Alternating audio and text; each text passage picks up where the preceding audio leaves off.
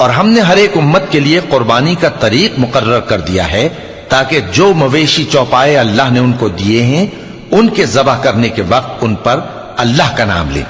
سو تمہارا معبود ایک ہی ہے تو اسی کے فرما بردار ہو جاؤ اور عاجزی کرنے والوں کو خوشخبری سنا دو۔ یہ وہ لوگ ہیں کہ جب اللہ کا نام لیا جاتا ہے تو ان کے دل ڈر جاتے ہیں اور جب ان پر مصیبت پڑتی ہے تو صبر کرتے ہیں اور نماز آداب سے پڑھتے ہیں اور جو مال ہم نے ان کو عطا فرمایا ہے اس میں سے نیک کاموں میں خرچ کرتے ہیں۔ اور قربانی کے اونٹوں کو بھی ہم نے تمہارے لیے اللہ کے شعائر مقرر کیا ہے، ان میں تمہارے لیے فائدے ہیں، تو قربانی کرنے کے وقت قطار باندھ کر ان پر اللہ کا نام لو، پھر جب پہلو کے بل گر پڑے تو ان میں سے کھاؤ، اور قناعت سے بیٹھ رہنے والوں اور سوال کرنے والوں کو بھی کھلاؤ۔ اس طرح ہم نے ان کو تمہارے زیر فرمان کر دیا ہے تاکہ تم شکر کرو۔ اللہ تک نہ ان کا گوشت پہنچتا ہے اور نہ خون،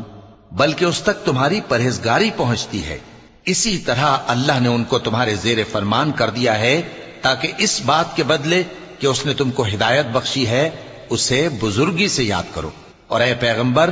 نیکوکاروں کو خوشخبری سنا دو، اللہ تو مومنوں سے ان کے دشمنوں کو ہٹاتا رہتا ہے، بے شک اللہ کسی خیانت کرنے والے ناشکرے کو دوست نہیں رکھتا۔